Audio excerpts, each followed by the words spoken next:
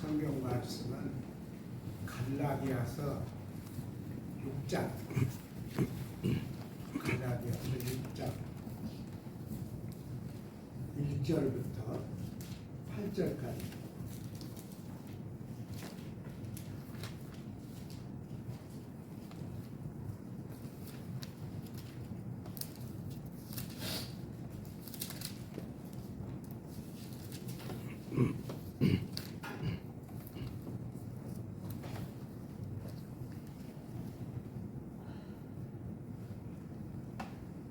형제들아 사람이 만일 무슨 범죄한 일이 드러나거든 신령한 너희는 온유한 심령으로 그러한 자를 바로잡고 너 자신을 살펴보아 너도 시험을 받을까 두려워하라. 너희가 짐을 서로 지라. 그리하여 그리스도의 법을 성취하라. 만일 누가 아무것도 되지 못하고 된 줄로 생각하면 스스로 속임이라. 각각 자기의 일을 살피라. 그리하면 자랑할 것이 자기에게는 있어도 남에게는 있지 아니하리니 각각 자기의 짐을 질 것이라. 가르침을 받는 자는 말씀을 가르치는 자와 모든 좋은 것을 함께하라. 스스로 속이지 말라. 하나님은 업신여김을 받지 아니하시나니 사람이 무엇으로 심든지 그대로 거두리라. 자기의 육체를 위하여 심는 자는 육체로부터 썩어질 것을 거두고 성령을 위하여 심는 자는 성령으로부터 영생을 거두리라. 아멘. 쓸모없는 저희들을 항상 사랑의 장중에 품어주심을 감사드립니다. 하나님이 모든 필요한 것을 예비하시고 그 속에 저희를 부르셨지만은 저희는 항상 시험을 당합니다. 이 시험 속에서 날마다 우리가 주님을 바라보고 이기게 도와주시고 주님과 함께 이 시험들을 이기면서 감사와 감격의 경험을 쌓아가도록 함께하여 주옵소서. 이 시간 주님의 말씀을 듣는 시간에 이 짧은 시간 주님이 우리와 함께 하셔서 우리의 영혼을 다스리시고 우리의 귀를 열게 하시고 우리가 주님의 말씀을 듣고 주님과 소통하는 존귀한 시간 되게 구별하여 주옵소서. 예수님 이름으로 기도드립니다. 아멘.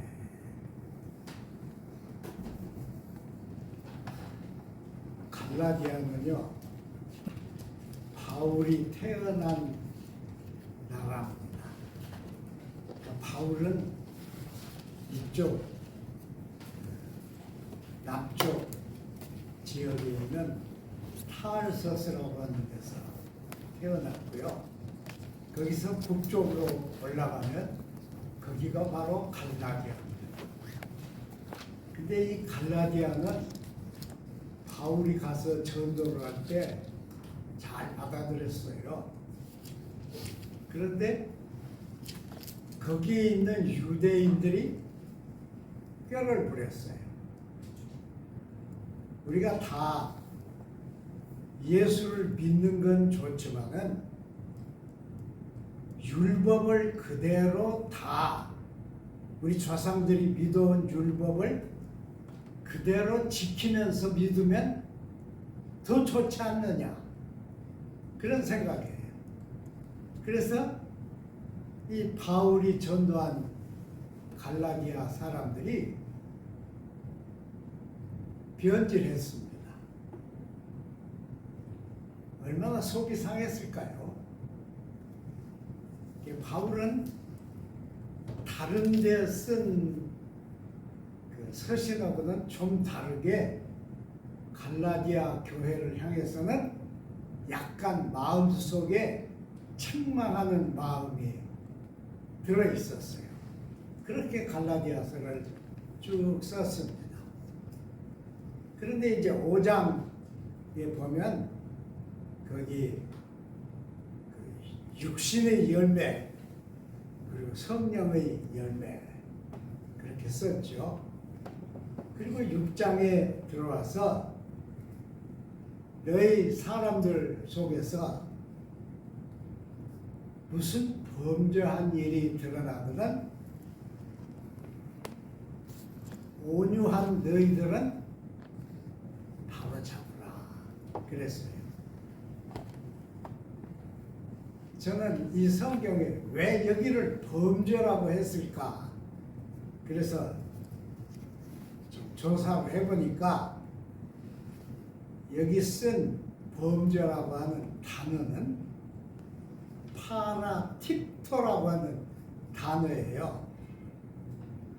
파라라고 하는 건 서로 혹은 옆으로 그런 뜻이고 팁토는 미끄러지다 그런 뜻이에요.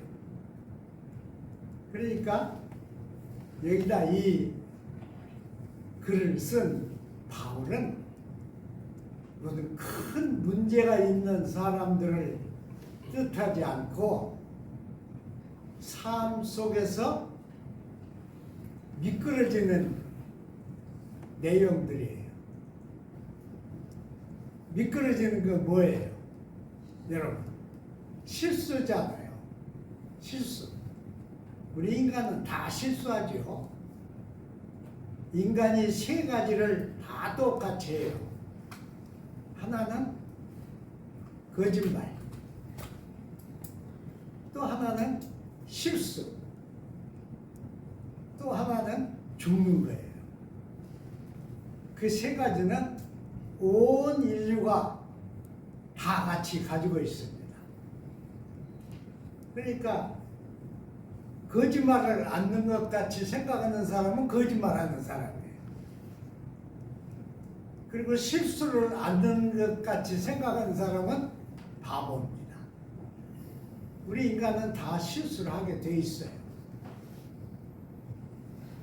그런데 그 실수를 하는 사람이 너희 사람들 속에 나타나면 형제들아, 너희 사람들 속에 실수가 나타나면 온유한 너희들은 바로 잡으라 그랬어요.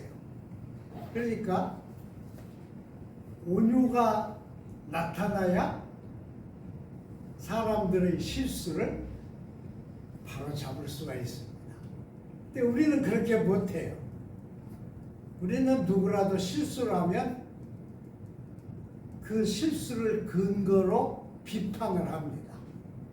그래서 주님도 마태복음 7장에 그랬잖아요. 비판을 받지 않으려면 남을 비판하지 말라 그랬죠. 남을 비판하는 그 비판으로 너희가 비판을 받을 것이다 그러셨어요. 그러니까 우리는 사람은 다 실수한다고 하는 것을 꼭 기억을 해야 합니다. 근데 이제 사람들이 상대의 실수를 절대 용납하지 못하는 게 있어요. 그것은 가르치는 사람들의 실수예요. 그래서 선생님이 실수를 하면 학생들은 용납을 못해요. 이주면 학생들은 그만두고 학부형들이 들고 일어나가지고 난리죠. 그런데 사실은 모든 사람이 다 실수를 한다고 하는 걸 공인을 해야 돼요. 가르치는 사람 가운데서 제일 실수를 않는 것 같이 하는 사람이 목사입니다. 목사보다 더한 사람이 신부예요. 그래서 완전한 것 같이 꾸미죠. 그런데 모든 인간은 실수를 하게 되어 있습니다. 아무리 세상 것을 다 안다고 해도 모든 걸 다 아는 사람은 아무도 없거든요. 그러니까 아는 체 아는 데서 실수를 하고 말하면서 실수를 하고 실수를 해요. 근데 그 실수를 바로 잡으라 그런 거예요. 바로 잡아야 한다. 그러면서 짐을 서로 지라 그랬습니다. 저는 아주 멋있는 말씀이라고 생각해요. 짐을 서로 지라. 그럼으로써 그리스도의 법을 성취하라 그랬습니다. 그러니까 이게 잘 연구를 하면요 엄청난 말씀입니다. 짐을 서로 지는 훈련을 못하면 신자가 못 돼요. 저는 그렇게 믿어요.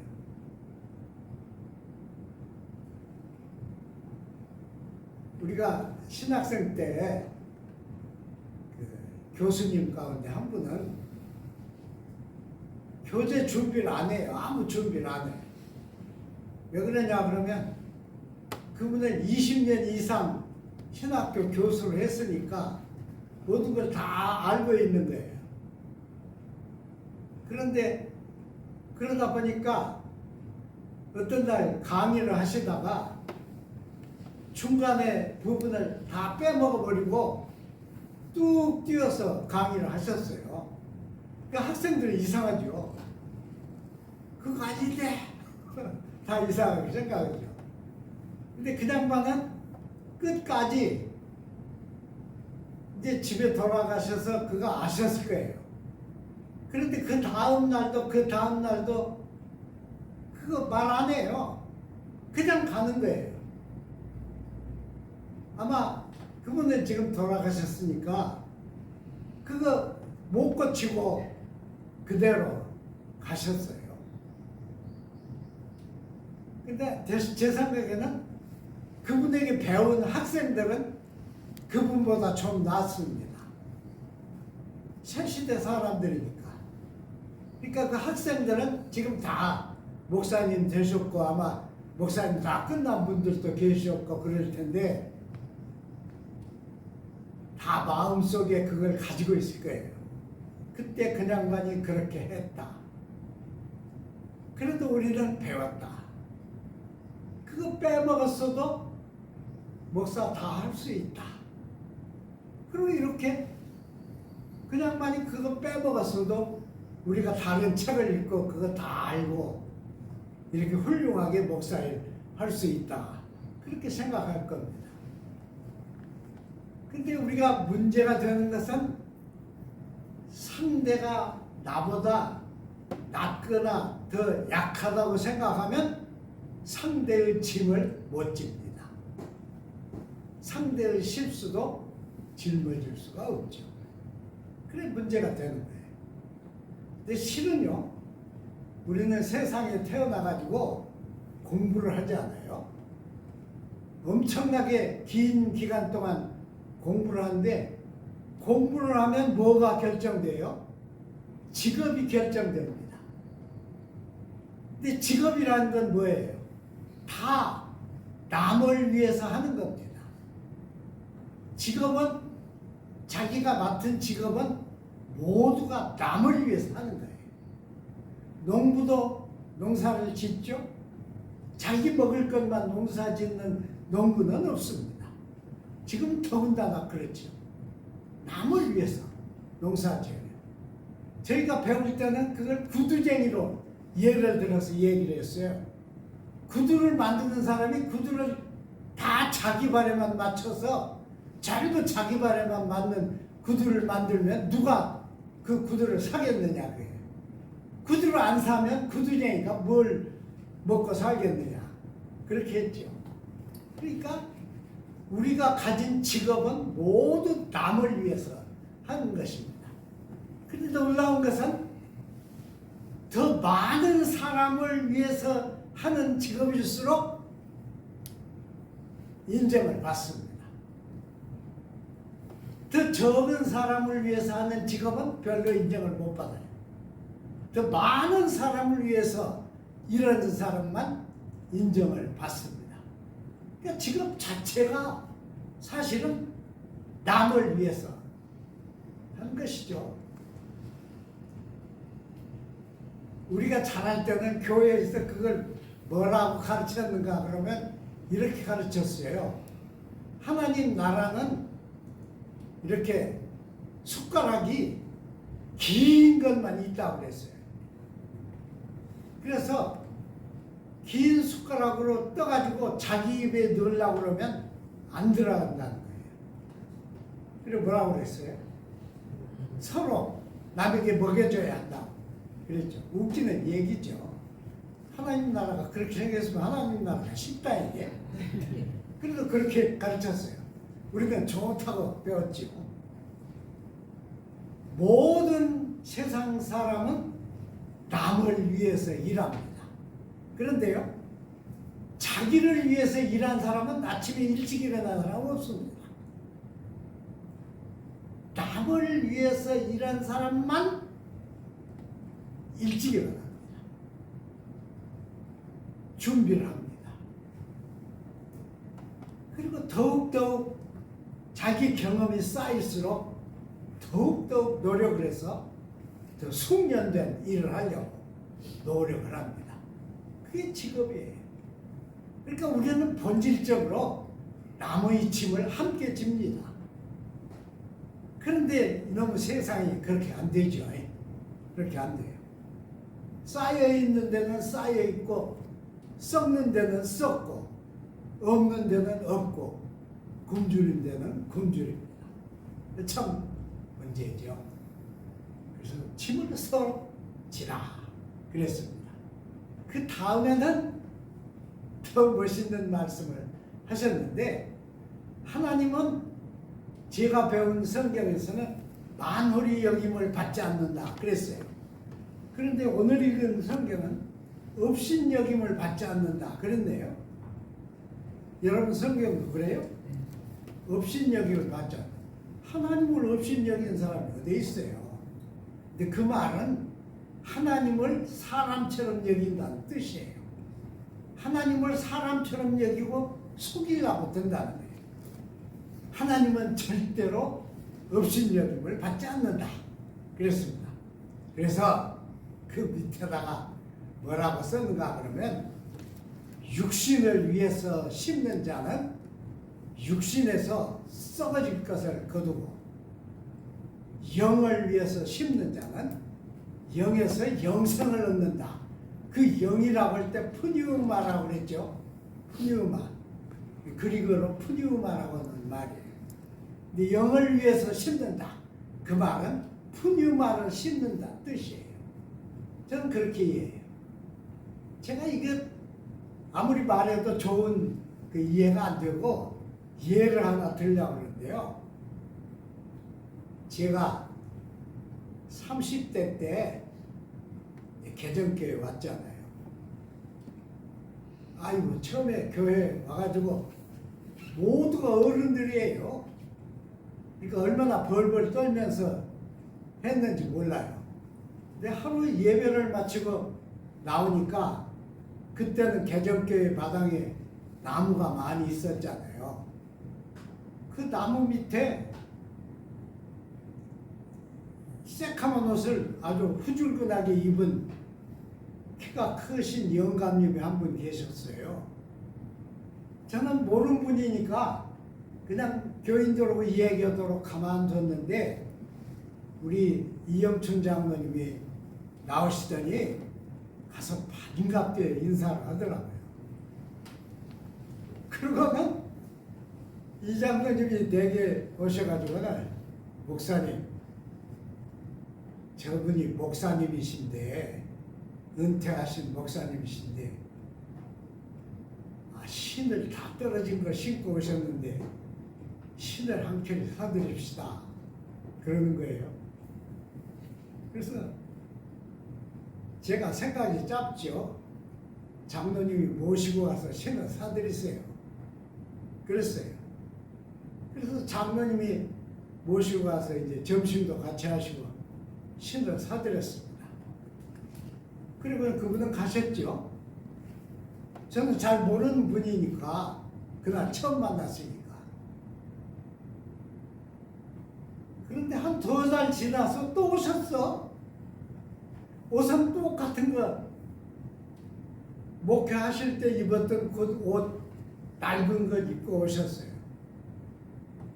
그날은 이제 신을 신으셨으니까 신을 사드릴 수는 없고 왜 오셨을까요, 여러분? 이장님이 제게 오셔서 그런 말씀을 하세요. 저 은퇴하신 목사님이 생활도 안 되는데 봉투를 하나 해드립시다. 그래서 봉투를 해드렸어요. 그때 제 생각은 제가 늙어서 은퇴할 거나 아무 생각 않고 나는 늙어서 은퇴해도 절대로 남의 교회 안 찾아가야겠다. 그렇게 생각했죠. 그리고 얼마 후에 그분이 돌아가셨습니다.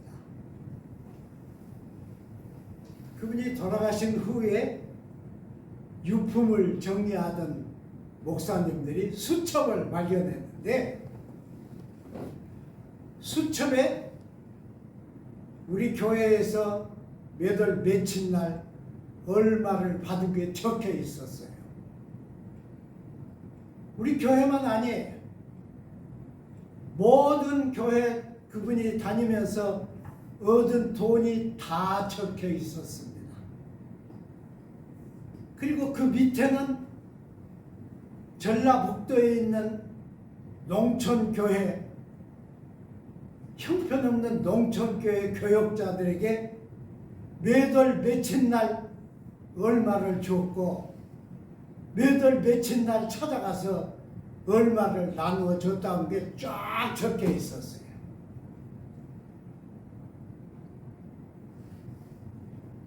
그분은 자기 돈이 없으니까 교회마다 찾아다니면서 그랬는데 저는 그 얘기를 들으면서 눈물이 나요. 자기가 먹으려고 교회 쫓아다니면서 얻은 것이 아닙니다. 자기보다 더 못한 자식들을 가르쳐야 하고 자식들을 먹여야 하는 젊은 시골 목회자를 위해서 그 수모를 겪으면서 돈을 모았어요. 그래서 노노아 드린 겁니다. 그분에 비해서 한국교회 메가 처치의 위대한 목사들 어땠습니까?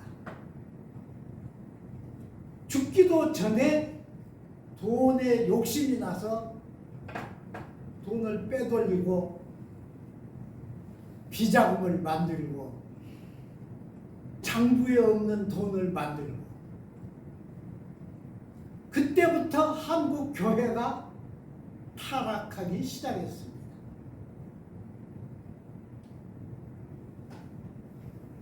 저는 우리 교회에 오셔서 봉투 받으신 그 목사님은 영을 심은 목사님이라고 믿습니다.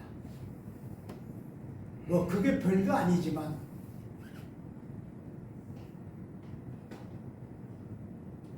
자기가 동량을 해서 그것을 시골 교회 전도사들에게 나눠 줬어요. 그에 비하면 수십억, 수백억을 만지는 메가 처치 위대한 목사님들이 하신 일은 육신을 위해서 육신을 심은 것에 불과하다. 그렇게 저는 믿습니다. 하나님은 절대로 업신여김을 받지 않으신다.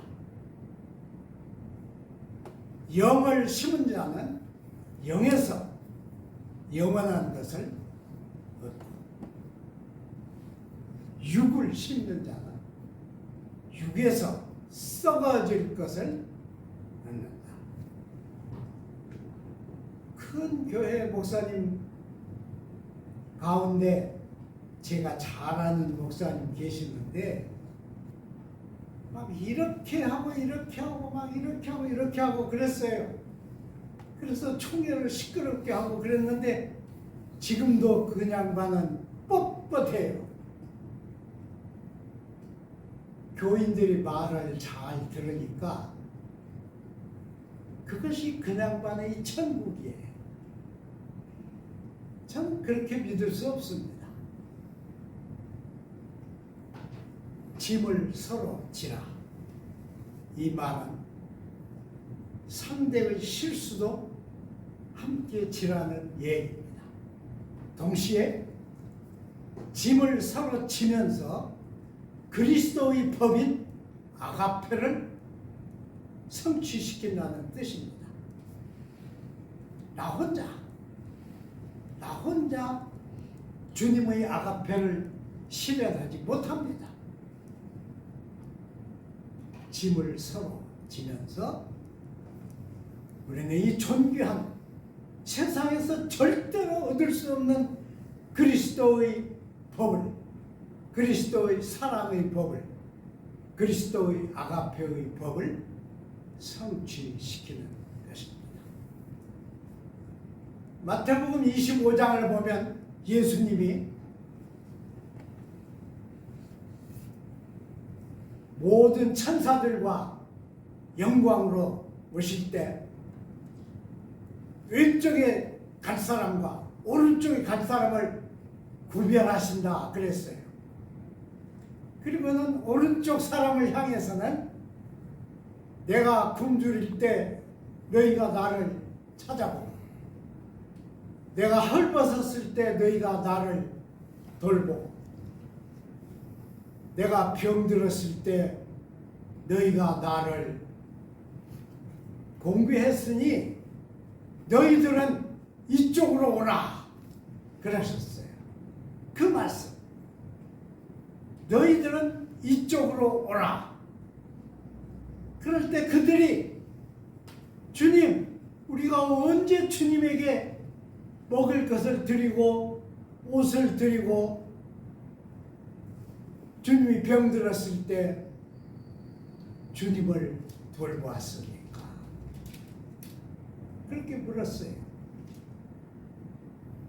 그러니까 그리스도의 법을 성취하는 이 길에는 우리 눈이 박지 못합니다.